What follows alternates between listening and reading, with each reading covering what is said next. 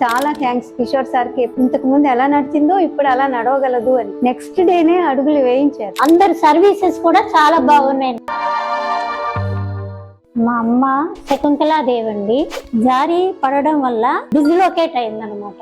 అందువల్ల వెంటనే అమ్మవారి హాస్పిటల్కి తీసుకొచ్చి అడ్మిట్ చేశారండి. చేసిన తర్వాత ఆపరేషన్ చేశారు. ఆపరేషన్ చేసిన రోజు నుంచి ఫిజియోథెరపిస్టులు, డాక్టర్ గారు అందరూ నడిపించడం మొదలు పెట్టారండి.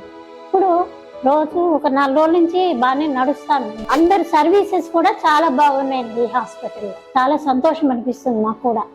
ఆపరేషన్ చేసిన తర్వాత కూడా టెన్షన్ పడ్డాను. ఏజ్ ఎక్కువ ఉంది కదా అంటే డాక్టర్ గారు అన్నారు ఆమె అంతటా ఆమె ఇంతకు ముందు ఎలా నడిచిందో ఇప్పుడు అలా నడవగలదు అని నెక్స్ట్ డేనే అడుగులు వేయించారు. ఫ్రమ్ డాక్టర్ టు ఆయమ్మ hospital services are very satisfied. Physio వాళ్ళు వచ్చి అమ్మ నేను లేవను, నేను లేవలేను అన్నా కానీ అలా అమ్మ ఇలా అమ్మ అని చెప్పి మాటలు చెప్పి కూర్చోబెట్టారు. ఇప్పుడు అసలు ఆమె కూర్చుంటుందని కూడా నేను అనుకోలే. మెనీ థ్యాంక్స్ టు కిషోర్ సార్కి.